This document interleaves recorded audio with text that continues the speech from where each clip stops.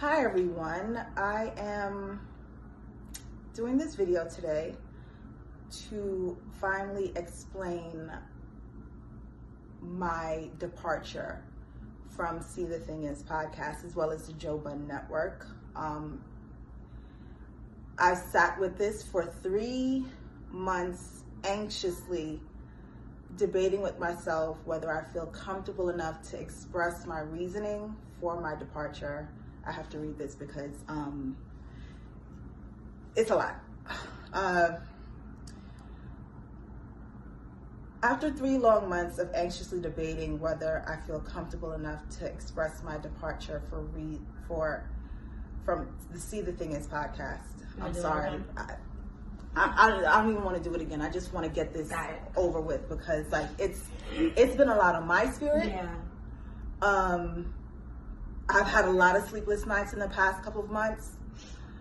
I have constant reminders of what has transpired, so I just kind of just have to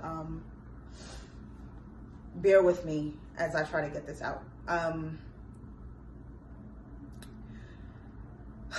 My departure from See the Thing Is podcast, as well as the Joe Budden Network, I am here today to still uncomfortable, but find the bravery to finally speak on a very embarrassing situation.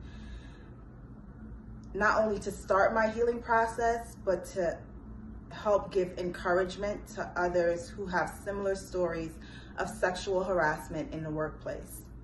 On January 18th, 2021, Joe Budden sat in on a recording of the female-led podcast I was a part of and continuously made sexual suggestive remarks to me that made me extremely uncomfortable, as well as fearful of dampening the mood if I didn't laugh along while he made those sexual remarks to me. Those moments were not only, excuse me, those moments not only live on the internet forever, it also forced me in the decision of quitting the podcast.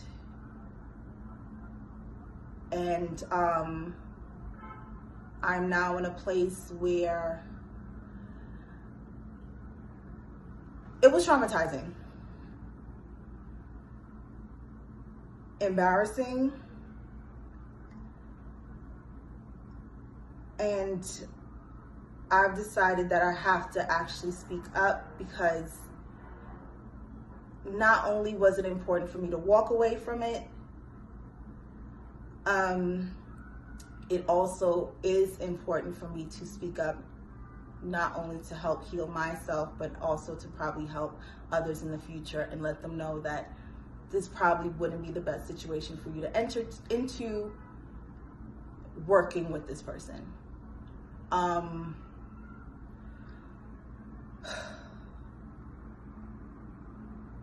sorry, I need a moment. Within these past 3 months, I'm gonna just be very frank. Within these past 3 months, after I left, I've been feeling stuck. Mentally, emotionally. I've even had to have a conversation with my daughter on why it's important for you to speak up when somebody crosses a boundary with you, because there is now footage of her mother on the internet with somebody crossing a boundary with her mother, and that's on there forever. And I want to lead by example and let her know that that is not how somebody should speak to you. And that also is a situation where if somebody does cross that line, you have to speak up. Everything that transpired in that episode happened while we were recording. Some of it was edited out. Some of it did say in there, and I'm going to reiterate the timestamps of how everything transpired. I'm gonna go ahead and start from 13 minutes and 48 seconds. Joe calls me out by saying, I've never reached out to him privately or personally. This information is important to this entire scenario because it proves my lack of familiarity with this person.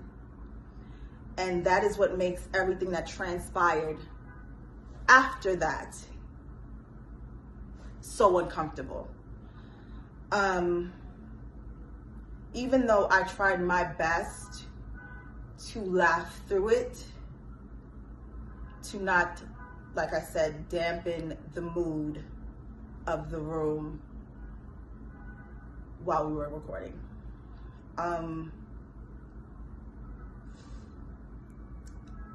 At 14 minutes 34 seconds, there's an edit in the recording because Joe says him and I should speak more because, quote, he's been wanting to fuck me since we've met. Everyone in the studio, including production staff, laughed uncomfortably while one of my co-hosts confirmed that to be true.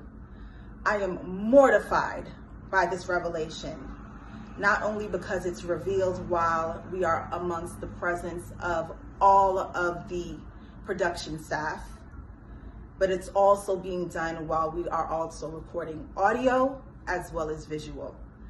That scene was cut out, and it jumps to Joe repeating, we should speak more because we have the least dialogue. At 19 minutes and 26 seconds, another edit happens because Joe makes another suggestion to having sex with me. This is shown, Joseph makes another suggestion to have sex with me. That scene is edited out, and what is shown in right after that is me closing my eyes, saying no, and then he says, never mind. At 21 minutes, 30 seconds, Joe tells me to hit a button, bitch, because I didn't hit a sound effect fast enough. At 24 minutes and 54 seconds, Joe makes a comment that I am throwing my singleness in his face, and he thought we were going to be a network power couple. And once again, I'm trying to laugh all of this off. As it's transpiring, I reply by saying, sorry, Joe, we're not. At 25 minutes and 42 seconds, I make a comment about relationships in general within the conversation. Joe retorts that my shirt that I was wearing isn't buttoned like I'm single. Excuse me, I have to repeat that. My shirt that I'm wearing isn't buttoned like I'm single. I pause, cover my chest with my hand, and try to brush it off once again and continue the conversation. At 31 minutes, 42 seconds to about 35 minutes and change, Joe makes me feel like I'm in a hostile work environment by letting my co-hosts know that I am carrying the group because they don't dress sexy enough. Because now, not only am I embarrassed for myself in being objectified, but also you're making other women that I have to work with on a regular basis uncomfortable by telling them they don't dress sexy enough. Like I said, this transpired while recording, in front of cameras, and in front of the entire production staff. So with that, I'm sorry.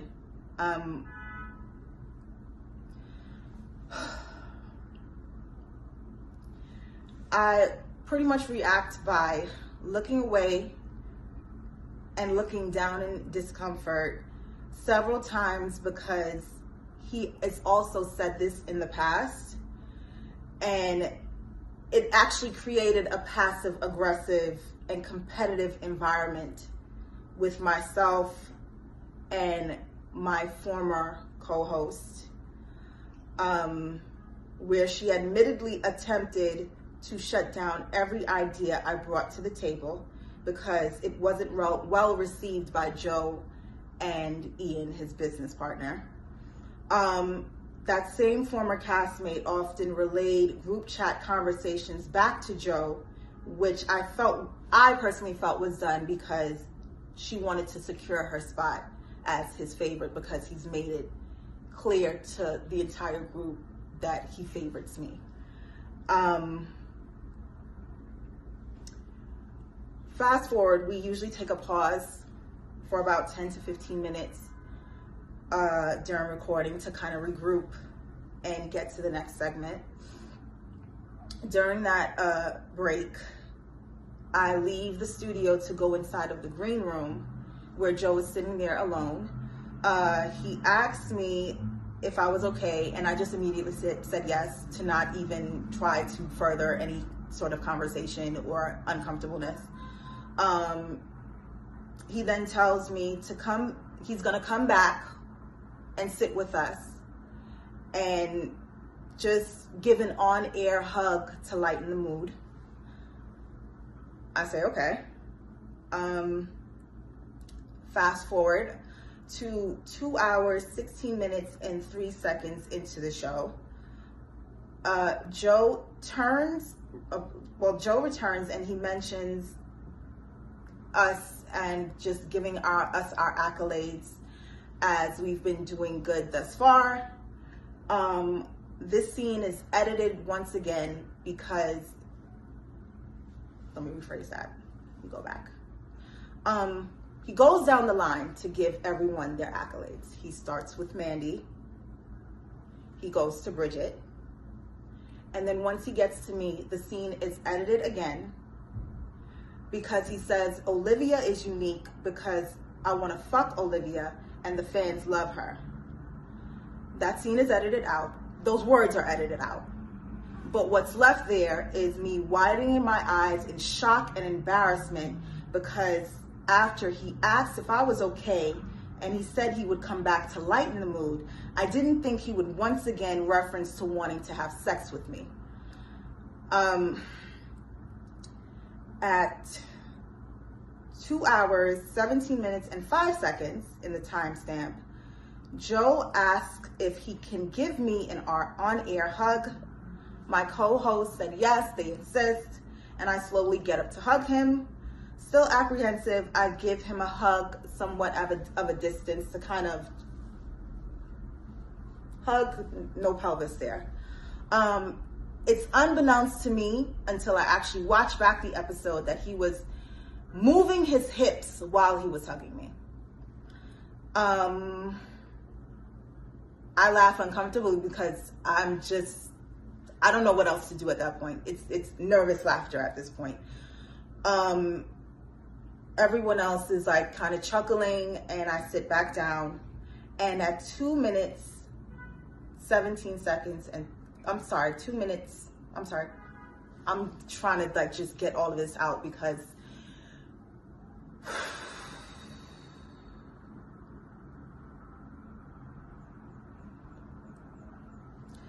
at 2 hours, 17 minutes, and 38 seconds, after I sit down after the on-air hug, I grab the microphone and I say, "This is uncomfortable."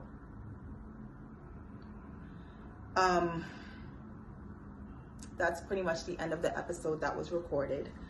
After the recording, Joe was asked while he was still in the room with everyone if he wanted to delete the parts where he made passes at me. He said he didn't care.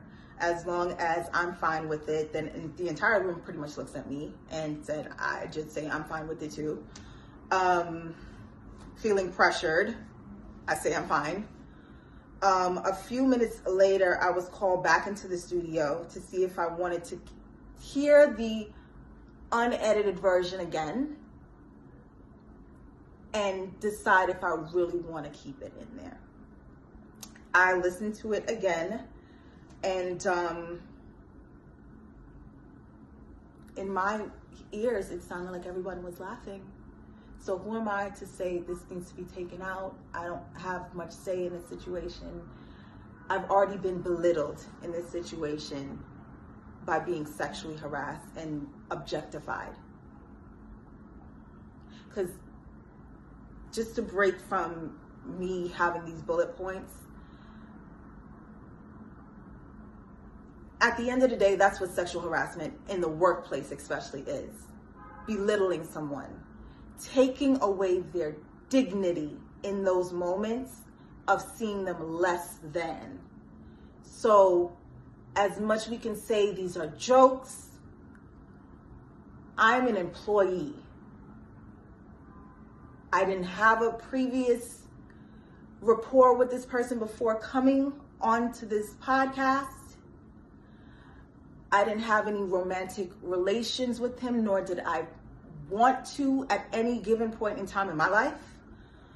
And many would probably ask, well, if you know the history of Joe Budden, well, why would you sign on to do something like that? Let me tell you right now, if you're going to work and your intention is just to go in and do your job, it should be just that, no matter who's there.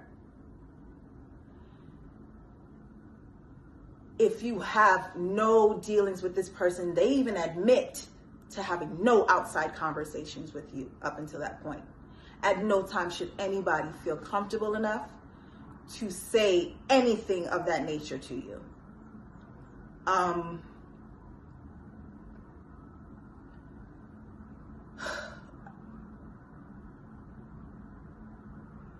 don't wish anything that happened to me in that moment on anyone, because like I said, it was extremely embarrassing. I am mortified that when people search Olivia Dope, the brand that I've spent 10 years at least building, that comes up. I am mortified that after I quit, I had to have a heart-to-heart conversation with the child I gave birth to. I'm sorry, it's not this fast. It's New York. It's New York. I am mortified that I had to have a conversation with the child that I gave birth to, because she can find it on the internet. Her friends can find it her teachers can find it on the internet and say, look, that's your mother being belittled and sexually harassed and called a bitch. And I had to explain to her that is not how someone speaks to you.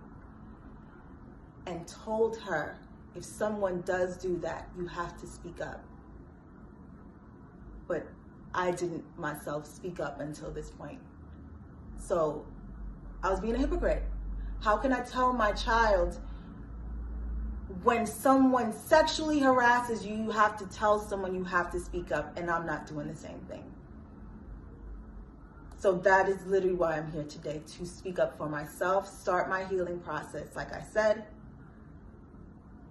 and continue on with using my voice. There was attempts to intimidate, attempts to silence me. I can't be silenced. I absolutely cannot.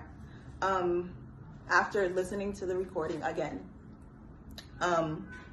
Joe wasn't there. I listened to the recording with some of the production staff members. Once again, everyone, chuckles. So I'm like, well, I mean, if everybody's chuckling, just keep that in there. It wasn't until one of my castmates, Mandy, informs me that, although the audio sounds funny, I looked uncomfortable. She looked over me and she saw that I was uncomfortable. So she suggested that we shouldn't keep those moments in the episode. And I agreed because I was uncomfortable. So they were edited out.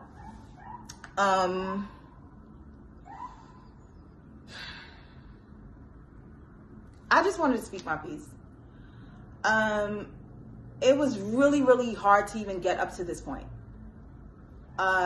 Sorry if I had to speak slow. Sorry if I had to like stutter, and I just really had to take the time to really formulate what I was going to say and how I was going to say it, because there's so many thoughts that go through my head about this whole scenario, about the situation, that it's been hard to even get it out in front of this camera right now.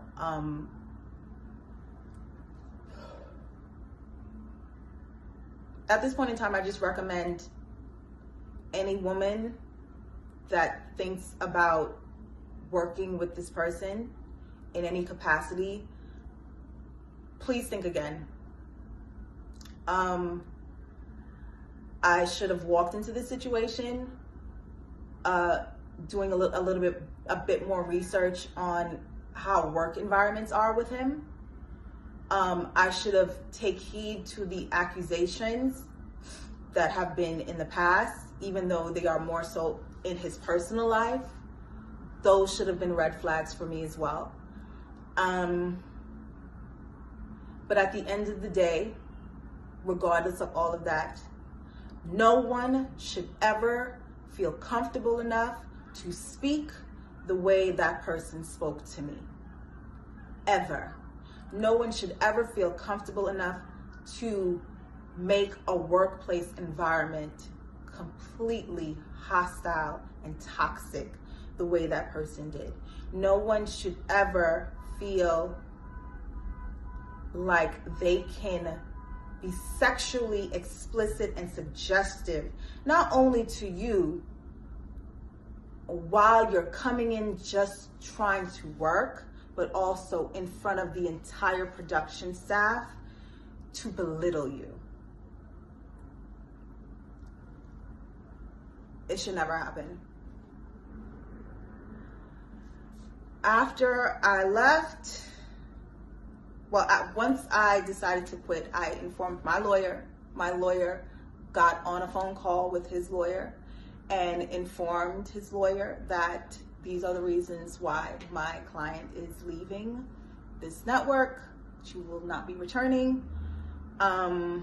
Once my lawyer informed his lawyer, I then informed my castmates via text, explaining to them that I am not built for the Joe Budden network. My apologies to them,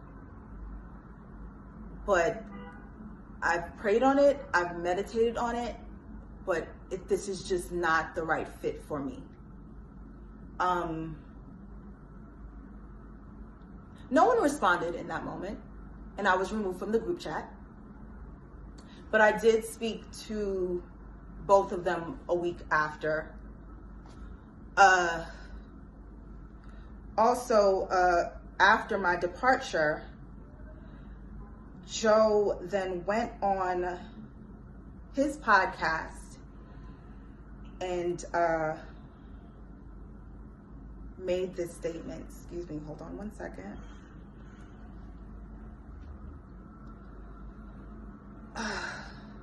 Joe made this statement on his podcast. Enough of this Karen looking like a baddie. Shit. HR, Joe, HR. I need to be like Ross. See, if Ross, would you ever hire any women? Nah, I want to fuck the bitches. The funniest part ever. Is that it? No, he said it. I'm about to say, that was like almost a direct quote. He said that shit.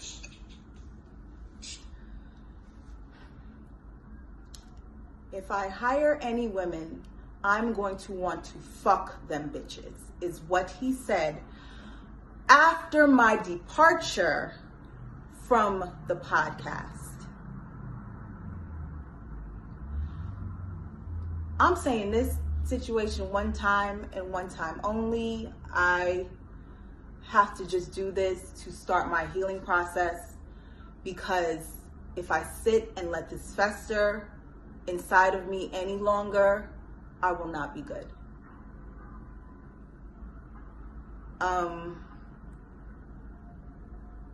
don't even know what to say at this point. I pretty much said my piece. I'm